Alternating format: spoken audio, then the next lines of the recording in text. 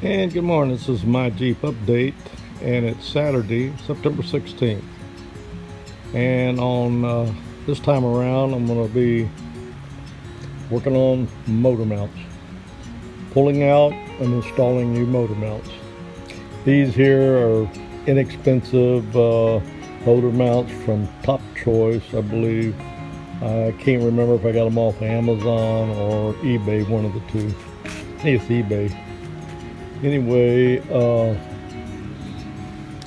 already pulled the right front wheel, and I've already been up underneath there to see what I need. It's an 18 millimeter and 16 millimeter nuts and bolts, and I'm not sure if I can use my impact on some of it. I might be able to, but I'll probably have to mostly rely on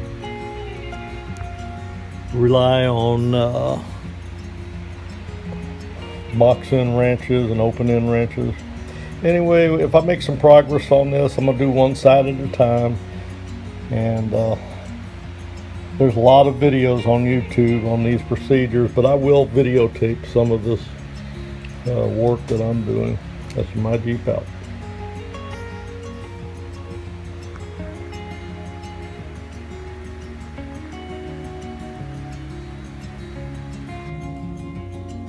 And good morning, it's my Jeep update, and it's Monday, September 18th.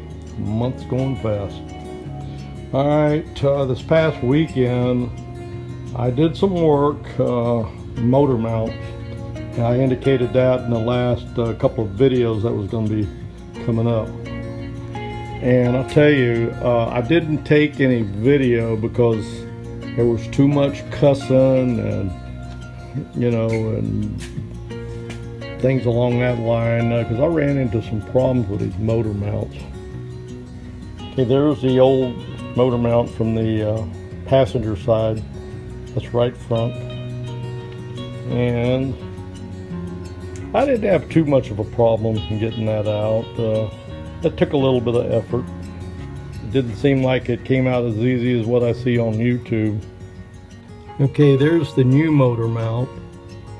That's the passenger side right front, and I've got one bolt started. I really struggled trying to get that thing into place. I finally gave up.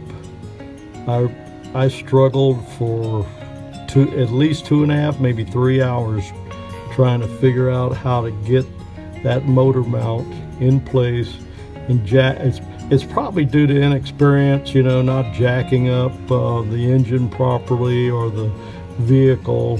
It took me a long time to be able to get that one bolt in, and the other one is the top one is pretty close to lining up, but I still got 2 lower bolts. Remember, this passenger side has 4 bolts on that plate, and then it has the main bolt that goes through the bushing itself. Now, one of the problems I found after reviewing some of the YouTube videos, some suggested, actually it was on the Jeep forums, I read this, that you should leave the transmission mount bolts loose while you're changing out motor mounts. And I didn't do that. Of course, I drove after that. I couldn't.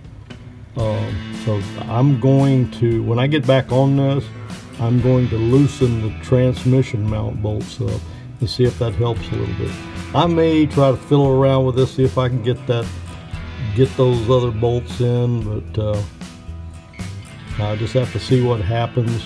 And I still got the driver's side to do yet.